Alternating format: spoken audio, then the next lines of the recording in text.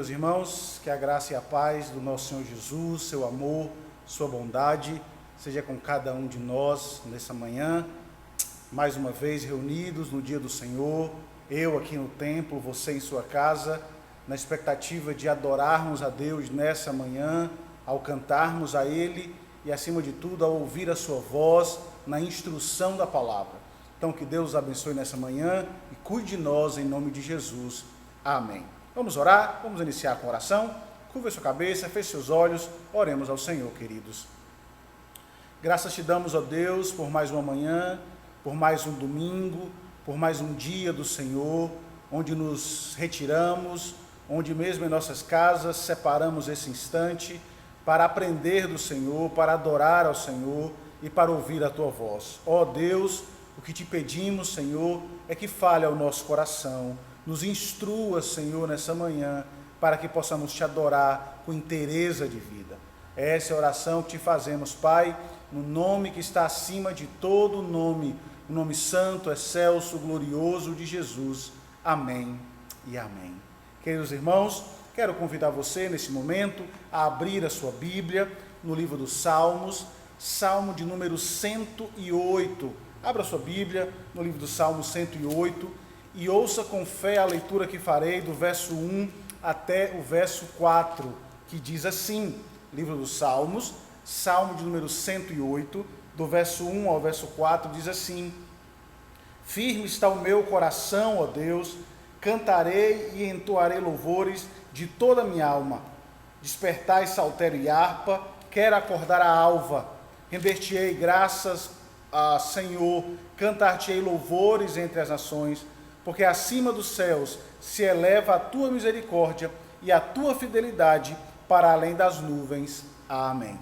O salmista nos convida que, se de fato estamos com os nossos corações firmes no Senhor, a cantar louvores ao nosso Deus. E nesse instante eu convido você que, juntamente comigo e com todos os nossos irmãos que estão em suas casas, que cantemos ao Senhor um hino, uma canção de adoração ao nosso bondoso Deus. Cantemos ao Senhor, queridos irmãos.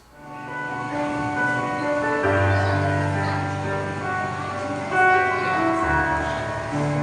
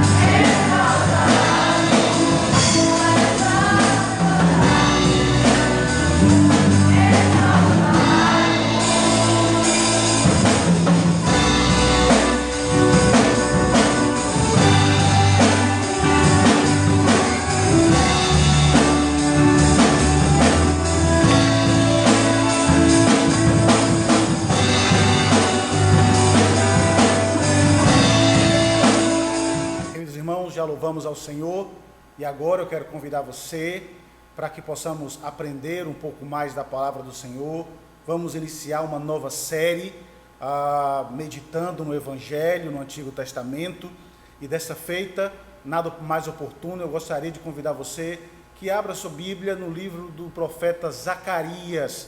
Vamos tentar entender o Evangelho nesse livro a partir de hoje. Então, livro do profeta Zacarias, capítulo 1, verso 1 até o verso 3. Livro do profeta Zacarias, capítulo 1, do verso 1 até o verso 3. Abra sua Bíblia e vamos tentar entender como o Evangelho se faz presente no livro desse profeta.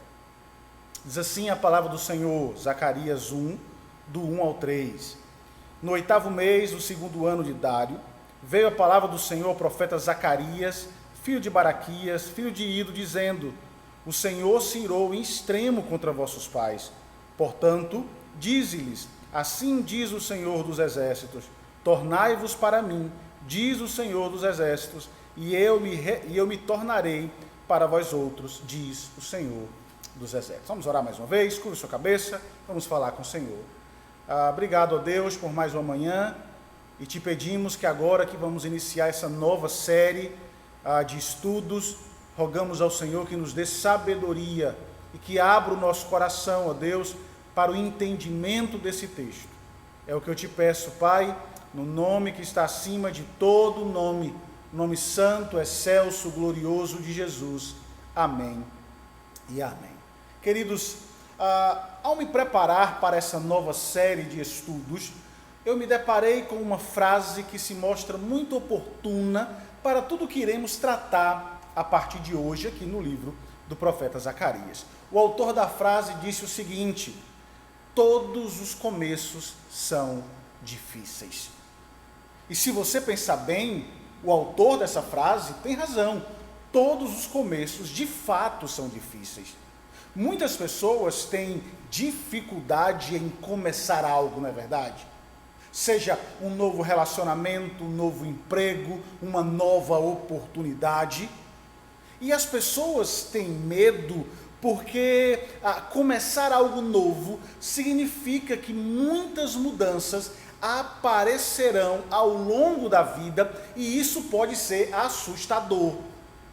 E é justamente isso que nós encontramos no livro do profeta Zacarias.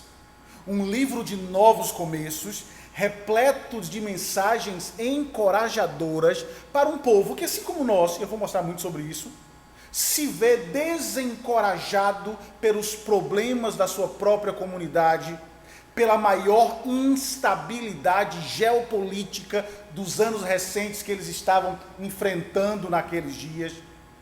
Então, nós temos aqui um povo desencorajado, entristecido, mas que precisará se motivar para um novo começo que o Senhor tem prometido para eles.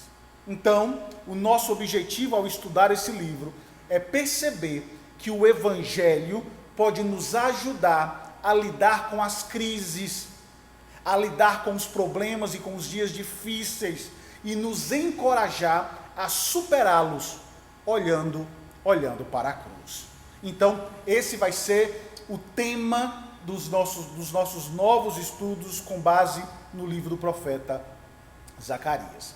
Agora, veja bem, para entender tudo o que temos aqui, ou para entender a grande mensagem que há nesse livro, nós precisamos possuir pelo menos uma compreensão básica da situação histórica que Zacarias estava vivendo, para entender a desmotivação, o desânimo e o que Deus está querendo fazer com esse povo.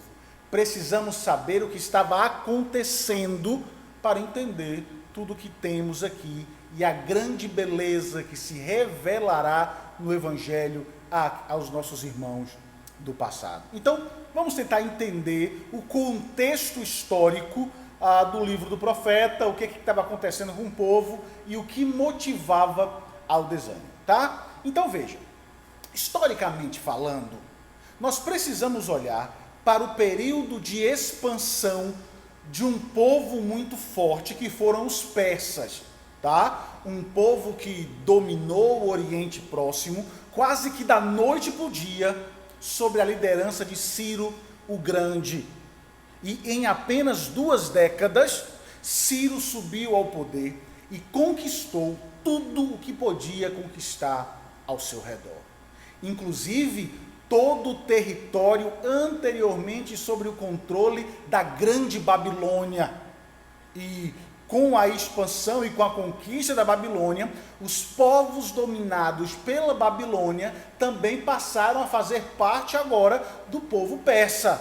E dentre esses povos estava Judá. Contudo, nós precisamos entender algumas coisas que aconteceram ali. A apropriação desse território, recém-adquirido ali pelos persas, exigia um enorme esforço administrativo e um senso astuto de diplomacia, porque não era fácil dominar, conduzir e governar aqueles povos conquistados. Em um território grande como era aquele que os persas estavam conseguindo, certamente rebeliões e tentativas de libertação seriam constantes. Então, algo precisava ser feito para que a dominação pudesse ser de maneira tranquila, ou os povos dominados pudessem viver de maneira tranquila debaixo do governo de Ciro e dos persas. Então, de forma astuta, Ciro colocou em prática uma estratégia para conquistar a lealdade das populações locais ou daqueles povos que foram conquistados. Ele promulgou uma política de tolerância sobre a qual os povos conquistados foram autorizados a adorar os seus deuses, reconstruir os seus templos, retornar às suas práticas religiosas. Ciro permitiu que tudo isso acontecesse nas regiões conquistadas pelos persas. Ele autorizou que os povos continuassem ou estabelecessem a sua própria religião. Ao invés de dominar e impor a religião persa, os deuses persas, ele simplesmente permitiu que todos os povos continuassem a sua vida como era antes, adorando seus deuses, fazendo aquilo que estava ligado à sua religião, e assim pudessem viver livremente sob o domínio deles. E o interessante, queridos, é que essa estratégia de Ciro beneficiaria o seu governo de 2 formas. A primeira, ele seria visto como um governante magnânimo, permitindo que os povos conquistados mantivessem a sua adoração comum. E, ao mesmo tempo, ele gerava renda para o Império Persa por meio dos impostos. Um povo alegre, um povo tranquilo, um povo sem buscar rebelião, pagaria os impostos de maneira mais tranquila. Então, veja bem, essa evidência desse tratado, dessa maneira que Ciro conduziu a sua dominação e essa maneira de lidar com os povos conquistados, nós encontramos dentro da própria Escritura. Por exemplo, no livro de Esdras, nós encontramos essa informação. O livro de Esdras começa da seguinte forma: se você quiser abrir a sua Bíblia no livro de Esdras, olhe lá o que diz, logo no seu início. Diz assim: no 1º ano de Ciro, rei da Pérsia, para que se cumprisse a palavra do Senhor, por boca de Jeremias, despertou o Senhor o espírito de Ciro, rei da Pérsia, o qual fez passar pregão por todo o seu reino, como também por escrito, dizendo: assim diz Ciro, rei da Pérsia, o Senhor, Deus dos céus, me deu todos os reinos da terra e me encarregou de lhe edificar uma casa em Jerusalém de Judá. Quem dentre vós é de todo o seu povo, seja seu Deus com ele. Suba a Jerusalém de Judá e edifique a casa do Senhor, Deus de Israel. Ele é o Deus que habita em Jerusalém. Todos aqueles que restarem em alguns lugares em que habita, os homens desse lugar o ajudarão com prata, ouro, bens e gados, afora as dádivas voluntárias para a casa de Deus, o qual está em Jerusalém. É isso que nós encontramos no início do livro de Esdras. Então, veja bem, nós não podemos negar aqui que a motivação de Ciro em permitir a reconstrução do templo em Jerusalém, de permitir a adoração comum de Israel, não era uma demonstração de generosidade por parte desse grande homem, mas pelo contrário, foi uma estratégia política e militar. Era isso que ele tentava, esse era o interesse dele.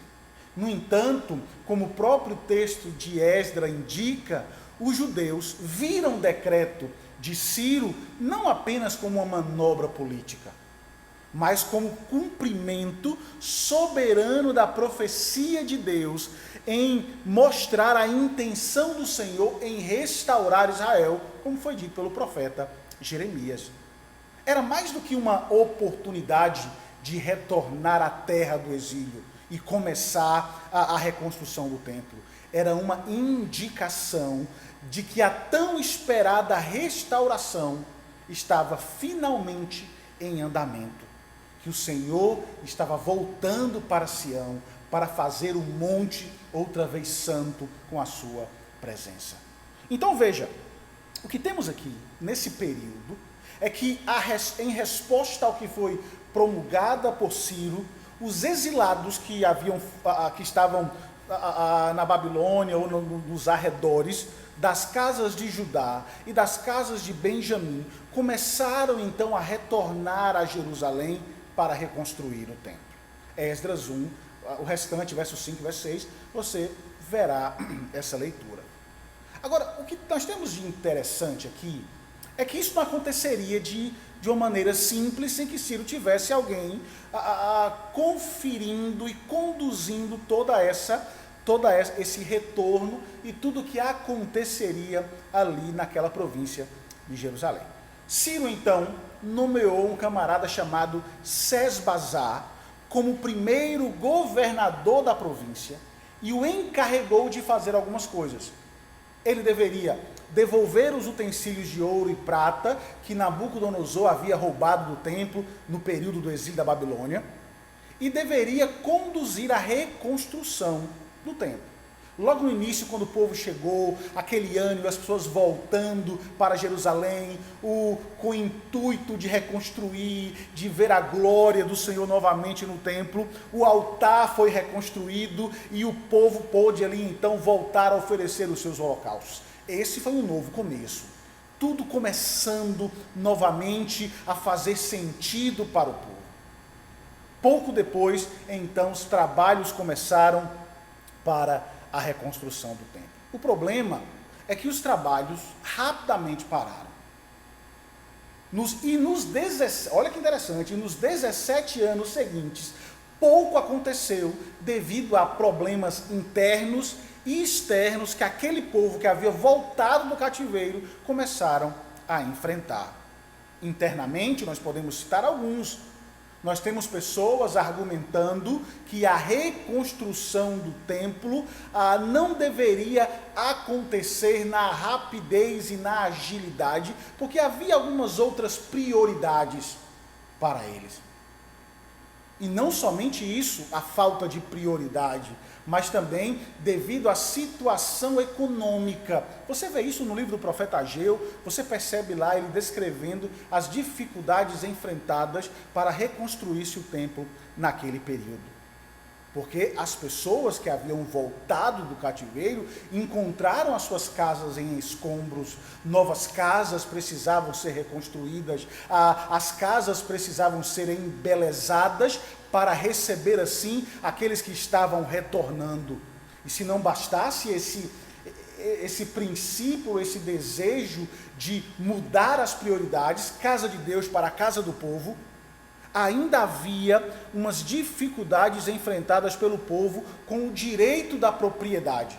Porque aqueles que estavam no cativeiro e estavam voltando, se depararam com aqueles que não foram para o cativeiro e estavam habitando naquelas casas. E agora, de quem seriam as casas? De quem seria aquele território, aqueles locais? Então, houve toda essa confusão naquele período e um extremo desânimo, então, começou a se abater no coração do povo. Mas não foram apenas os problemas internos ligados à situação do povo, à prioridade e essa disputa de terra e de casa ali. Nós tivemos também problemas externos que contribuíram para um desânimo muito grande no coração do povo. Veja bem, a província samaritana ao norte incomodava constantemente os judeus enquanto eles tentavam se restabelecer na sua terra. E para piorar as coisas, muitos no exílio simplesmente não estavam dispostos a deixar as suas vidas agora prósperas na Babilônia e no Egito para voltar a Judá e reconstruir tudo novamente do início. O que provocou certamente ali um choque de ressentimentos entre aqueles que estavam tentando iniciar, pensando na glória, na restauração, e aqueles que não queriam abandonar o seu status, a sua boa vida, aquilo que eles alcançaram na Babilônia, para chegar a uma Jerusalém destruída e reconstruir tudo novamente. Tudo isso provocou um choque no coração do povo. E não é de se surpreender que essa constatação de problemas sociais, econômicos e políticos produzissem um cisma e um desânimo enorme entre o povo. Porque tudo naquela região mostrou que o recomeço seria extremamente difícil. Isso porque o povo, diariamente, com um doloroso contraste, pensava nas glórias do passado, em um templo suntuoso construído por Salomão, em uma Jerusalém gloriosa, com aquilo que eles estavam vendo e vivenciando naquele período: destruição, escombros, em um templo que precisava ser reconstruído. Muito do que os repatriados, os que retornaram, esperavam ansiosamente, não estava acontecendo. No entanto, ventos de mudança estavam começando a soprar, que poderiam trazer um ânimo ao coração desse povo desanimado. Durante esses 17 anos, vários desenvolvimentos começaram a acontecer, várias situações aconteceram ali naquele Império Persa. Em 530 a.C., Ciro foi morto em batalha, seu filho assume, que logo também depois morre depois de um tempo, e do lugar dele, Dário I assume o comando. O império estava uma bagunça, um tumulto só. E para então combater esse tumulto, para controlar tudo aquilo que estava acontecendo, Dário trabalhou para consolidar o império, suprimindo as revoltas que estavam acontecendo naquelas províncias devido às circunstâncias daqueles dias. E o que foi que Dário fez? Algo muito interessante, assim como Ciro lá atrás. Ele dividiu o império em 20 regiões chamadas satrápias e colocou um oficial persa em cada uma delas para promover a lealdade ao império, administrar a lei, administrar os impostos e administrar todo aquele povo para que pudessem novamente voltar à ordem que eles tinham no momento de glória do império. Então, cada satrápia foi dividida em distritos, províncias, com governadores reconhecidos para cuidar dos assuntos locais. E em 520, Dário nomeou Zorobabel, descendente de Davi, como governador da província, cargo que ele provavelmente ocupou ali por cerca de 10 anos naquele período. E durante esses anos, a reconstrução do templo finalmente recomeçou sob a liderança de Zorobabel e do sumo sacerdote Josué. Guardem esses nomes, porque veremos muito sobre eles dentro do livro do profeta Zacarias. Então veja, por fim, o templo mais tarde foi construído no 6º ano do reinado de Dário, e só que a reconstrução do templo não trouxe a paz que aquela região esperava, ou que o povo esperava. Então, eles esperavam que com a reconstrução do templo, tudo mudasse, a paz prometida a Davi, a paz prometida aos descendentes, a Israel, então viesse de volta ao povo, mas isso não acontece. E então o desânimo se estabelece naquele povo. Então, esse é o pano de fundo, o cenário que faz com que Zacarias se levante para proferir as suas profecias a um povo desanimado, desencorajado e sem perspectiva. Um povo que estava destruído, sem ver aquilo que eles estavam tão ansiosamente aguardando, que era a glória de Deus em Jerusalém e o levantar desse povo.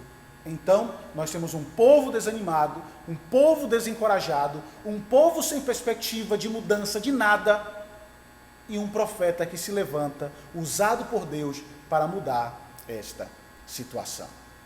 Então veja, o povo de Judá e Jerusalém estavam lutando financeiramente, estavam frustrados politicamente e divididos socialmente.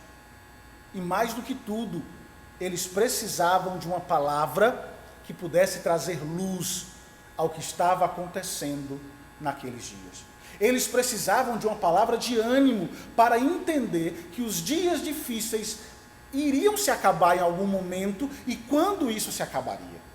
E é aí que se levanta então o profeta Zacarias com uma mensagem que possuía um foco duplo, que era a renovação do povo de Deus, o perdão, a restauração e o estabelecimento do reino de Deus sobre a terra, onde ele traria paz e levantaria o nome do seu povo novamente. Então, o livro do profeta possui esse foco duplo.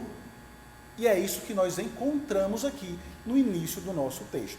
Logo no início, no texto que lemos, eu quero convidar você novamente que abra a sua Bíblia aí no profeta Zacarias, não feche, olhe os versos 1 até o verso 3 novamente e vamos tentar ver aqui, pelo menos nesse momento inicial, esse primeiro caráter da mensagem de Zacarias, que é a restauração do povo. Olhe novamente para o verso 1 e até o verso 3 do capítulo 1. Olhe na sua Bíblia. O texto diz: no 8º mês do 2º ano de Dário, veio a palavra do Senhor ao profeta Zacarias, filho de Baraquias, filho de Ido, dizendo: o Senhor se irou em extremo contra vossos pais, portanto dize-lhes, assim diz o Senhor dos exércitos, tornai-vos para mim, diz o Senhor dos exércitos, e eu me tornarei para vós outros, diz o Senhor dos exércitos. Veja bem, o que o texto deixa claro é que as gerações passadas foram caracterizadas por uma dureza de coração. E por isso foram severamente punidas pelo Senhor. Mas o tempo da punição, o tempo desse castigo chegou ao fim. Deus os chama agora a se arrependerem, e se de fato eles se arrependerem, o Senhor promete que Ele vai purificá-los, que Ele vai restaurá-los. E embora estivessem sujos por causa dos seus pecados e da mancha do exílio, Deus garantiu que eles seriam limpos novamente. E é isso que nós encontramos nessas primeiras palavras do capítulo 3. Você vai perceber essa verdade, vamos trabalhar sobre ela ainda ao longo dos nossos estudos. E a segunda menção que nós temos aqui, dentro do livro, do propósito dele, do propósito da mensagem de Zacarias, está justamente ligado ao anúncio do estabelecimento do reino de Deus na terra. Porque veja, nós teremos nesse livro algumas visões, e você vai ver muito sobre isso. Visões conhecidas popularmente como visões noturnas. E o interessante é que tanto a primeira visão quanto a última visão parece se completar, tratando sobre o tema do grande dia do Senhor. Um dia que estava por vir, onde o grande rei, o Senhor, irá subjugar todos os inimigos de Israel e fará com que o seu reino soberano se estabeleça sobre a terra, a grande esperança do coração do israelita. E tudo isso estava ligado a essa restauração de Jerusalém, a reconstrução do templo. Em outras palavras, o Senhor planejava restaurar Jerusalém como uma cidade imperial no seu reino vindouro. Essa é a ideia que temos aqui. Uma visão elevada de que as pessoas, de que aquele povo desencorajado certamente precisava desesperadamente ouvir para renovar as forças e assim voltar a confiar naquilo que Deus havia prometido para eles. Zacarias aprendeu que em um momento de calma na história do mundo, quando as nações acreditavam-se seguras, o reino de Deus já estava estabelecido sobre a terra. O povo precisava entender isso, que mesmo em meio ao caos, ou mesmo em meio à calmaria, o reino de Deus já havia sido estabelecido. Deus já havia preparado todas as coisas. Desde Abraão nós encontramos o desenrolar dessa história, dessa promessa, de como Deus revelaria o seu grande rei, o seu grande poder. Nada estava acontecendo fora da vontade de Deus. E o propósito fundamental de Zacarias é levantar os olhos do povo para além das circunstâncias. O propósito de Zacarias é fazer com que o povo olhasse além das circunstâncias, além da crise, além da divisão, além dos problemas, e olhasse para frente, para o que Deus havia prometido e descansasse nessa verdade.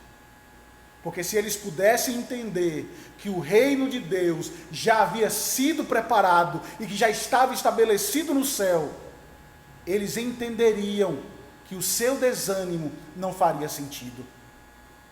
Eles entenderiam que o que eles mais precisavam era confiar em Deus e ter as suas forças renovadas para lidar com as situações difíceis que ele enfrentava. Então, queridos irmãos, basicamente é essa a mensagem que nós então tentaremos estudar ao longo dos nossos próximos estudos dentro do livro do profeta Zacarias. Uma mensagem que trará esperança, fortalecimento para encorajar o povo a não desanimar frente às situações difíceis que nós estamos vivendo. Eu não posso finalizar essa parte introdutória sem fazer uma aplicação muito séria, muito próxima a cada um de nós. Porque veja, ler Zacarias hoje pode ser uma rica experiência devocional para todos nós, principalmente devido à situação que nós estamos vivendo. Eu quero convidar você, antes de mais nada, a ler o livro do profeta Zacarias. Leia em sua casa, leia cuidadosamente esse livro, você vai perceber como ele é extraordinário, fundamental para consolar os nossos corações em dias maus. Hoje nós estamos vivendo em uma época marcada pelo desânimo, devido a tantos problemas que nós estamos enfrentando. Veja, nós vivemos hoje em um país dividido por divisões políticas, sociais. O desemprego, a fome cresce assustadoramente, enquanto nós nos refugiamos dentro das nossas casas para nos proteger de uma pandemia. E durante todo esse tempo, muita gente desanimada e triste porque não vê esperança de tudo isso acabar. Na verdade, nós percebemos também que essa situação não é um privilégio apenas do nosso país, porque se olharmos para o mundo todo está sofrendo. Pessoas e lugares com situações muito piores do que a nossa. E o triste, queridos, quando pensamos em nós, povo de Deus, é que essa divisão que vemos aí fora, essa divisão política e social, que se estabeleceu pelo nosso país, adentrou as portas das nossas igrejas. Igreja, sim, que está contemplada e cheia de pessoas diferentes, com pensamentos diferentes, mas que deveria ser unida pela esperança do Evangelho.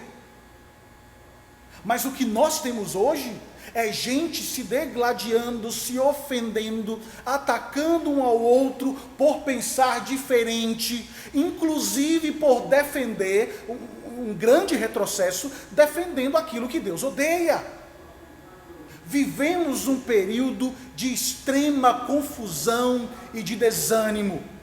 onde uma igreja que deveria estar unida, onde uma igreja que deveria pensar na beleza do Evangelho, em como Deus controla esse mundo, em como Deus governa esse mundo, em que nossa esperança e nosso socorro não estão nas coisas desse mundo, nem nas pessoas desse mundo, porque todas as pessoas são pecadoras, mas o nosso socorro vem do Senhor. Nós temos um povo brigando, degladiando, se ofendendo, se atacando por defender ideologias e pessoas e circunstâncias que não dizem nada a respeito da nossa fé.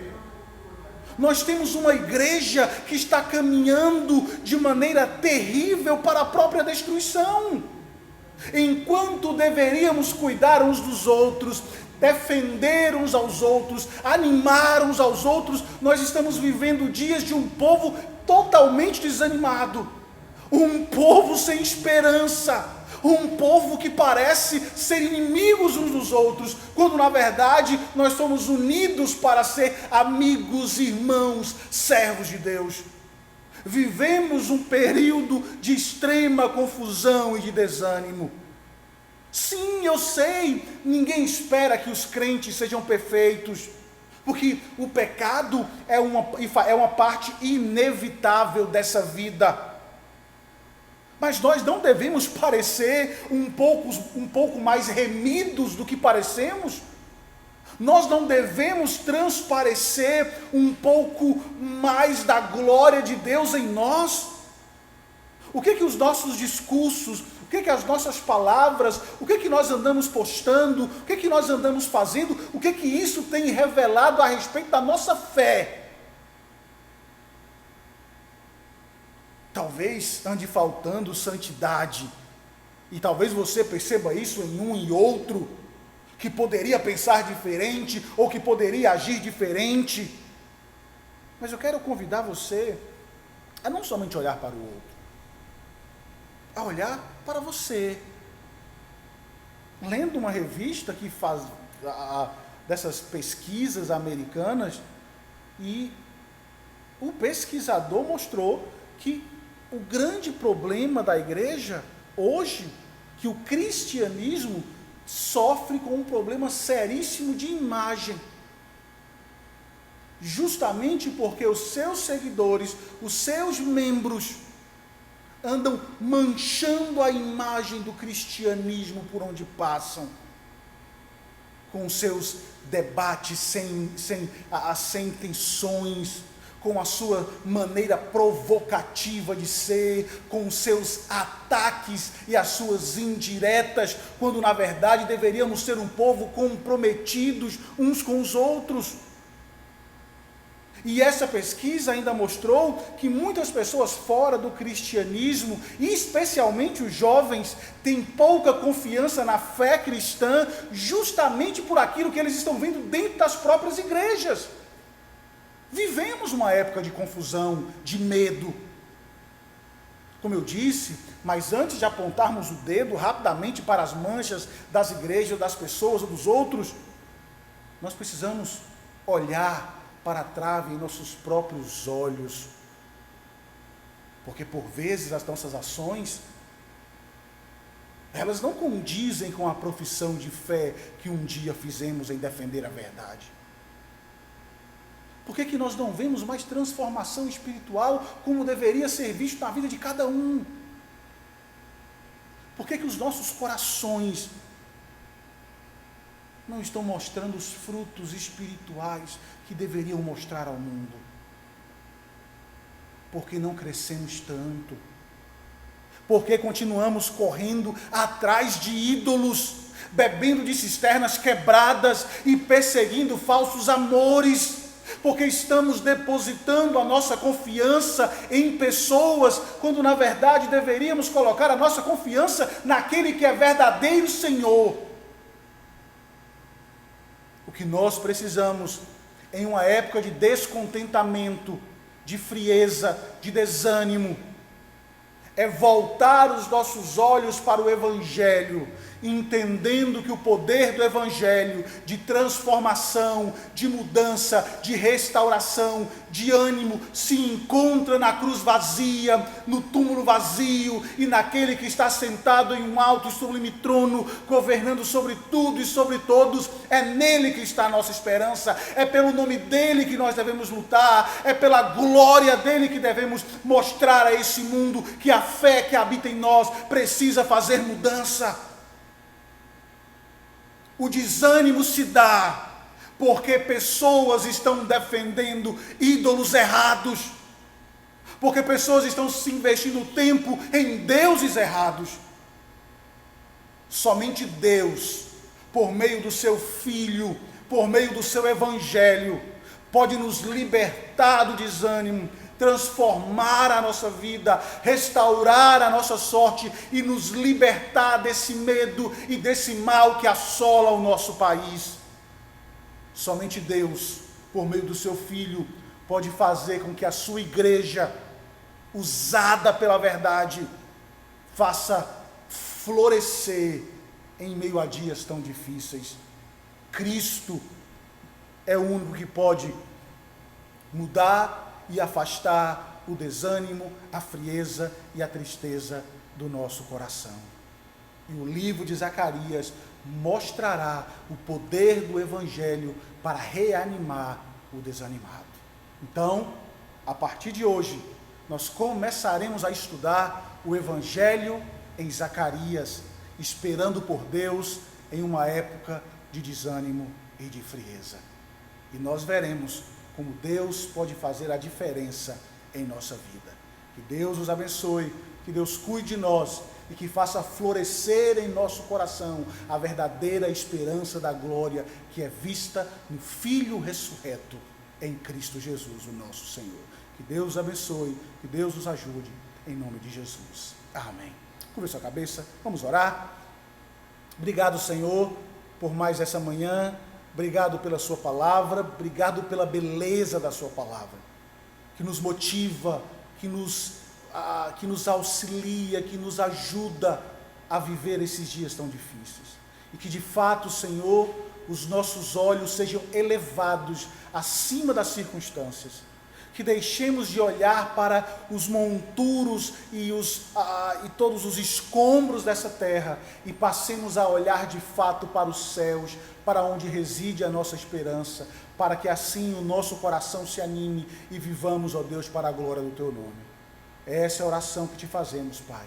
E te pedimos, dá-nos sabedoria para estudarmos esse livro, estudarmos cada profecia, cada texto, entendendo, ó Deus, como o Senhor usa a sua palavra para animar a sua igreja. É isso que eu te peço, Pai, no nome que está acima de todo nome, nome santo, glorioso de Jesus. Amém e amém. Que Deus os abençoe, queridos, que Deus os ajude e nos dê força para que possamos viver para a sua glória. Que Ele nos abençoe, em nome de Jesus. Amém.